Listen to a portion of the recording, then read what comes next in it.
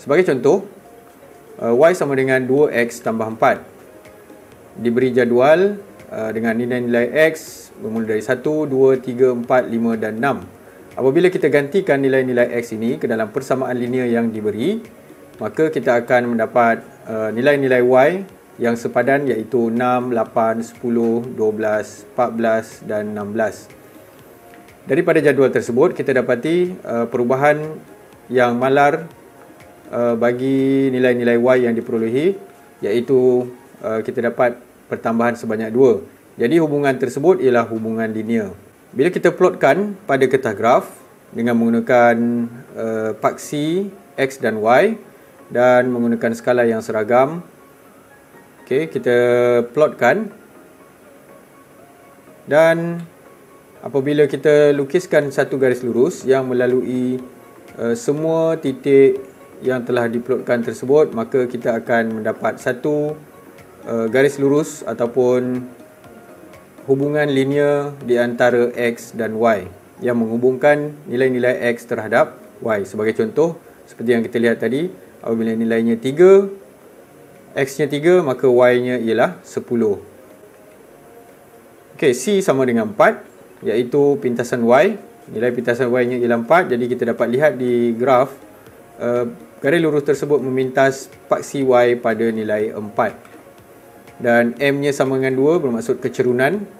Nilai kecerunan bagi persamaan garis lurus tersebut ialah 2. Baiklah, kesimpulannya ialah graf yang terhasil tadi ialah graf garis lurus, dan daripada jadual data, perubahan Y adalah seragam.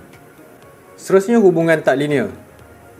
Sebagai contoh, Y sama dengan X kuasa 3 tolak 2X tambah 3. Jadi, kita hanya ingin menguji bagaimanakah bentuknya, apakah hubungan antara Y dan X apabila kita gantikan nilai-nilai X ke dalam persamaan yang diberi. Kita akan dapati nilai Y-nya berubah secara tidak malar. Bermula akan berkurang sebanyak negatif 1, kemudian bertambah kepada 5, bertambah sebanyak 17 dan seterusnya.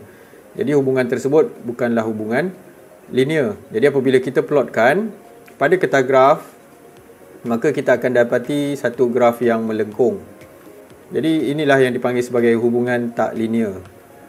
Graf tersebut adalah graf yang melengkung, dan daripada jadual data kita dapati perubahan Y adalah tidak seragam. Baiklah, kita akan membezakan hubungan linear dengan tak linear. Bagi hubungan linear, apabila nilai-nilai X dan Y diplotkan pada graf, kita akan menghasilkan satu garis lurus. Tetapi untuk hubungan tak linear, apabila kita plotkan data-data tersebut, kita akan memperolehi graf yang berbentuk lengkung. Sebagai contoh, graf kuadratik, graf kubik dan juga graf salingan. Sebenarnya ada pelbagai lagi jenis graf hubungan tak linear yang lain. Jadi ini adalah contoh-contoh graf yang kita pelajari dalam mata pelajaran matematik tingkatan 4 dan 5. Jadi untuk yang seterusnya, kita akan mempelajari bagaimana untuk melukis graf hubungan linear.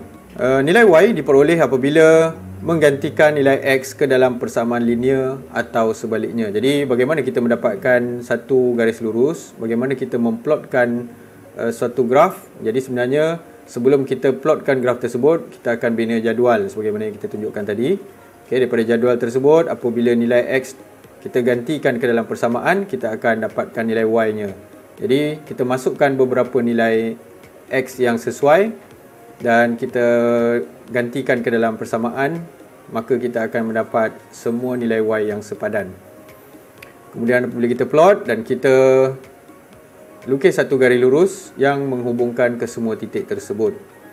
Titik yang diplot akan berada pada garis lurus. Jadi ia adalah satu garis lurus yang sempurna. Di mana semua titik berada pada garis lurus yang dilukis. Seterusnya, garis lurus penyuaian terbaik. Apakah yang dimaksudkan dengan garis lurus penyuaian terbaik?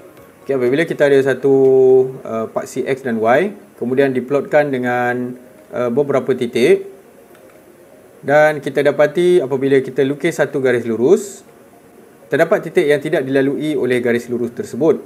Walau bagaimanapun, garis lurus tersebut boleh dikatakan sebagai garis lurus penyuaian terbaik kerana mematuhi beberapa syarat yang kita akan pelajari nanti. Okey, garis lurus tidak melalui dua titik dan ini dipanggil sebagai garis lurus penyuaian terbaik. Kebiasaannya data-data yang kita perolehi diperoleh secara eksperimen. Jadi nilai X yang kita tetapkan iaitu kuantiti yang dimanipulasi, manakala nilai Y yang diperoleh nanti ialah kuantiti yang bertindak balas.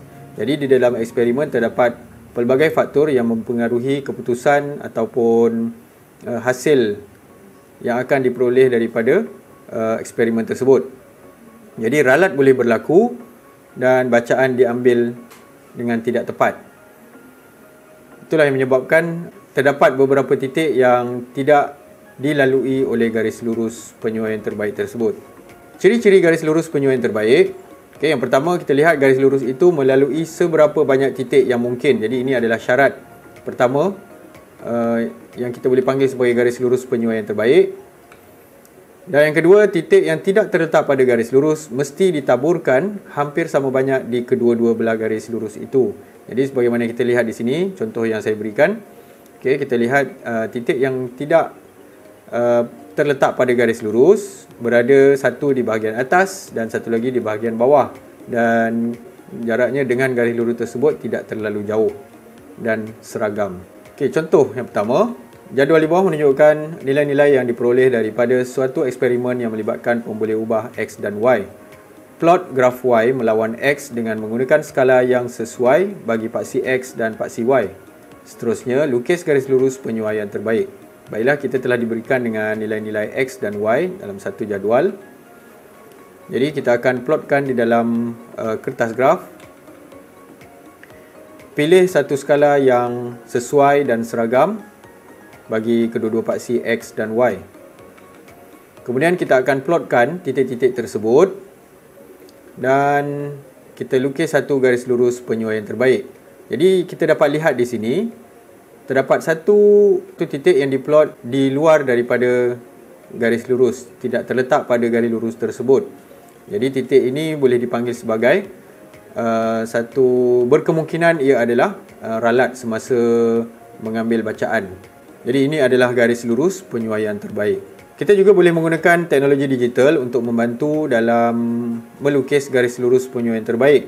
Jadi kali ini saya pilih menggunakan Microsoft Excel untuk melukis graf garis lurus penyuaian terbaik. Bagaimana melukis garis lurus penyuaian terbaik?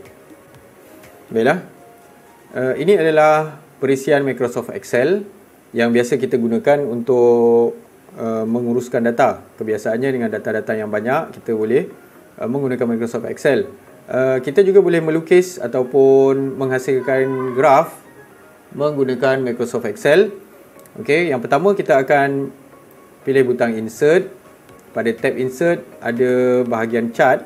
Pada bahagian chart tersebut kita boleh pilih scatter. Okey, kita pilih scatter dan secara tak langsung Microsoft Excel akan mencadangkan sebuah graf dengan paksi X dan Y sebagaimana yang terdapat dalam jadual. Jadi berdasarkan graf tersebut, kita boleh lihat titik-titik tersebut telah diplotkan dengan baik. Okey, kita boleh besarkan sedikit graf tersebut dan kita boleh alihkan. Okey, kalau kita besarkan sikit, kita boleh lihat bentuknya. Jadi tadi kita lihat skalanya dalam gandaan 1. Okey, 1, 2, 3, 4, 5. Okey, pada paksi Y kita tengok 0.5, 1, 1.5, 2 dan seterusnya. Okey, dengan nilai maksimum kalau kita lihat di jadual ialah 9 pada paksi X, maka kita lihat kat sini paksi X diberikan sehingga 10. Okey, kemudian kita akan melukis garis lurus berdasarkan titik-titik yang telah diplotkan tadi. Kita pilih satu titik, kemudian kita klik kanan dan kita pilih add trend line. Okey, jadi apabila kita pilih add trend line, satu garis lurus akan terus terlukis pada graf yang melalui ke semua titik, dan kita lihat di sini ada satu titik yang tidak terletak pada garis lurus. Okey, jadi di sini kita boleh mengubah ciri-ciri pada graf tersebut. Sebagai contoh, pada garis lurus kita boleh tukarkan. Maksudnya kita boleh tukarkan dia punya jenis dia, kita boleh tukar kepada garisan penuh. Kita boleh tukarkan warnanya. Sebagai contoh, saya nak tukarkan menjadi warna merah. Okey, kemudian kita boleh lihatlah perubahan-perubahan yang kita boleh buat pada graf tersebut. Di bahagian trendline option kita boleh nampak kita boleh buat formatting. Kita boleh tukar format garis lurus tersebut. Pada bahagian trendline option kita boleh lihat sebenarnya ini adalah graf linear. Berdasarkan data yang diberikan, perisian ini akan mengesan ia sebagai linear. Daripada pilihan tersebut, kita boleh pilih untuk memaparkan apakah persamaan garis lurus bagi persamaan yang diberi tadi. Jadi di sini kita boleh nampak persamaan yang diberi ialah y sama dengan 0.201x tambah 0.5086. Ini sekadar satu contoh ringkas bagaimana untuk kita menggunakan perisian Microsoft Excel untuk melukis garis lurus penyuaian terbaik. Hanya dengan menggunakan jadual yang kita sediakan. Seterusnya untuk 6.1.3 membentuk persamaan bagi garis lurus penyuaian terbaik. Daripada contoh penggunaan Microsoft Excel tadi, bagaimana untuk kita melukis garis lurus penyuaian terbaik, perisian tersebut boleh memaparkan apakah persamaan garis lurusnya dengan mudah. Jadi untuk kali ini kita akan lihat bagaimana cara sebenar untuk kita membentuk persamaan garis lurus penyuaian terbaik berdasarkan graf yang telah kita bina. Langkah membentuk persamaan bagi garis lurus penyuaian terbaik. Yang pertama, kita akan memilih dua pasang titik X1, Y1 dan X2, Y2. Pastikan titik yang dipilih berada pada garis lurus penyuaian terbaik yang dilukis. Berdasarkan contoh yang kita telah lukiskan tadi, garis lurus yang kita telah lukiskan tadi, kita akan pilih titik yang pertama iaitu 20.9, iaitu pada, kalau ikutkan jadual ni kita boleh nampak pada data yang pertama, pasangan yang pertama. Kemudian kita pilih data 8 2.1, iaitu data yang ke-6. Jadi kita pilih kedua-dua titik tersebut kerana titik-titik tersebut berada di garis lurus. Kemudian kita akan gunakan rumus kecerunan, iaitu M sama dengan Y2 tolak Y1 per X2 tolak X1. Dengan menggunakan rumus kecerunan, kita akan masukkan nilai-nilai koordinat yang telah kita pilih tadi, iaitu Y2 iaitu 2.1 tolak 0.9 per 8 tolak 2. Dan kita dapat kecerunannya ialah 0.2. Yang ketiga, langkah ketiga, tentukan pintasan Y iaitu C daripada graf. Daripada graf yang kita telah lukis tadi, kita pastikan kita melukis garis lurus tersebut sehingga ke part CY. Barulah supaya kita dapat apakah nilai pintasannya. Jadi bacaan pada pintasan Y iaitu C sama dengan 0.5. Jadi langkah yang keempat, ganti nilai M dan C ke dalam Y sama dengan MX tambah C. Jadi nilai-nilai pemala iaitu M dan C kita telah dapatkan daripada rumus kecerunan, dan untuk C daripada graf, iaitu nilai yang memintas pada paksi Y. Jadi persamaan kita ialah Y sama dengan 0.2x tambah 0.5. Jika dibandingkan dengan perisian Microsoft Excel tadi, kita telah paparkan apakah persamaannya. Jadi persamaan pada Microsoft Excel tersebut nampak lebih terperinci dengan 3 tempat perpuluhan. Yang keempat, kita akan mentafsirkan maklumat berdasarkan garis lurus penyuaian terbaik. Daripada garis lurus penyuaian terbaik yang telah dibina, kita akan tafsirkan apakah maklumat yang kita boleh dapati daripada garis lurus tersebut. Sebagai contoh, diberikan garis lurus dengan persamaan Y sama dengan negatif 1.2x tambah 7. Jadi ini adalah garis lurus penyuaian terbaik dengan pintasannya, pintasan Y nya ialah 7. dan kecerunannya ialah negatif 1.2. Jadi langkah pertama kita mencari nilai Y apabila diberi nilai X. Okey, sebagai contoh kita boleh dapatkan nilai Y apabila diberi nilai X. Okey, daripada garis lurus punya yang terbaik, kita lukiskan satu garisan putus-putus, garisan sempang membawa ke garis lurus, kemudian unjurkan ke paksi Y untuk mendapatkan nilai Y-nya. Yang kedua, untuk mencari kadar perubahan Y terhadap X. Kecerunan M menunjukkan perubahan Y bagi setiap unit nilai X.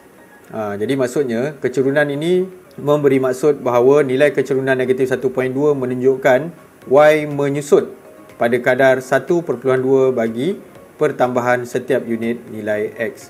Jadi pada pertambahan nilai X, nilai Y-nya menyusut sebanyak 1.2.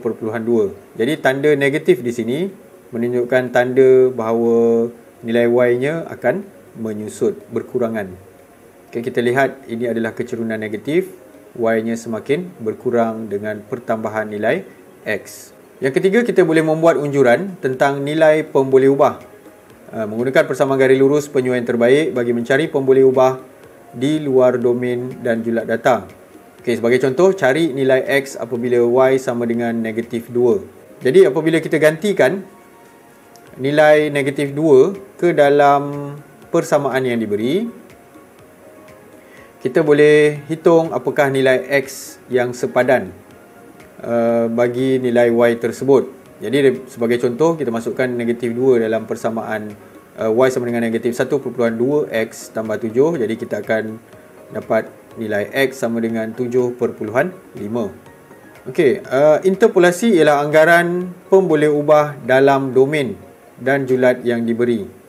Jadi apabila kita membuat anggaran dalam domain dan julat yang diberi, kita panggil itu sebagai satu proses interpolasi. Manakala ekstrapolasi ialah anggaran pemboleh ubah di luar domain dan julat yang diberi. Maksudnya kita menganggarkan satu nilai lain, sebagai contoh nilai Y apabila diberi nilai X di luar domain. Okey, contoh 2. Jadual di bawah menunjukkan nilai bagi pemboleh ubah X dan Y yang diperoleh daripada satu eksperimen. Okey, diberikan nilai-nilai X dan Y dalam jadual. Okey, A. Plot graf Y melawan X. Seterusnya, lukis garis lurus penyuaian terbaik dan tentukan persamaannya. Okey, jadi di sini kita ada 3 proses yang kita perlu buat, iaitu plotkan graf Y melawan X, kemudian melukis garis lurus penyuaian terbaik dan seterusnya menentukan persamaannya. Okey, soalan B, berdasarkan graf yang dilukis, cari nilai Y apabila X sama dengan 18. Yang kedua, cari nilai X apabila Y sama dengan 25. Dan yang ketiga, cari kadar perubahan Y terhadap X. Untuk soalan C, cari nilai Y apabila X sama dengan 50. Okey, kita akan lukiskan paksi X dan Y dengan menggunakan skala yang sesuai dan seragam. Kemudian kita akan plotkan data tersebut, nilai-nilai X dan Y-nya.